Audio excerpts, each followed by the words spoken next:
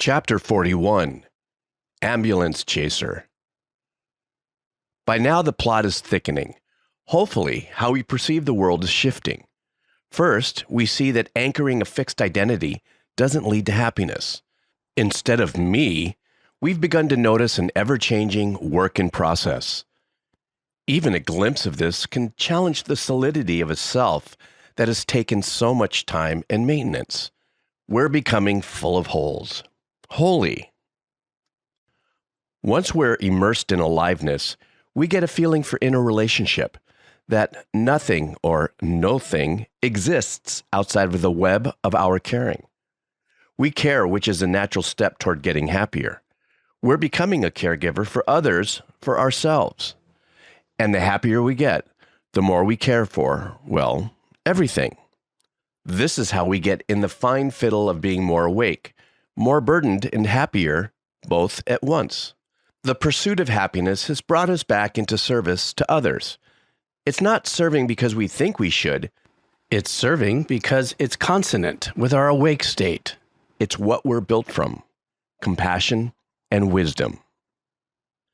If this feels purely conceptual to you, maybe on some level it's resonating. I call this ambulance practice, a postgraduate level course that can shake the bizarre notion that we're an island and that the point of life is to secure its shores, its boundaries. This magnificent moment in life empowers us to contribute something, even in the worst of times. We get to be a player in alleviating darkness. How cool is that? We started the warm-up of caring for others by giving ourselves healing breath self-care when we're under attack by our own emotions.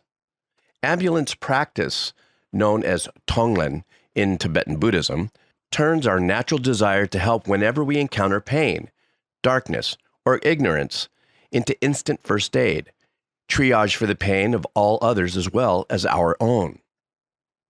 We know when we need to practice mindful breathing to calm our wild emotions because we have a deepening understanding of the connoisseurship of happiness. It's not gallantry motivated by duty or obligation. It's gallantry as a natural outgrowth of selflessness and interconnection. Ambulance practice extends using the breath to soothe our own emotions to caring for others. When a painful situation arises, envision that pain riding to your heart along with your inhalation. When that pain reaches the heart, our awareness transforms it into healing.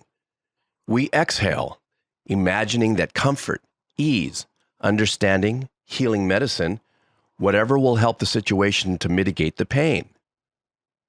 Here's a mundane example. You're standing in line at the grocery store and there's an awkward, testy exchange between the customer and the checkout person. You breathe in the subtle aggression you're beginning to feel and breathe out a resolution, a shift to peaceful interaction. Inhale and let the breath carry the feeling, tone of the conflict or dissonance directly to your heart. Then transform it.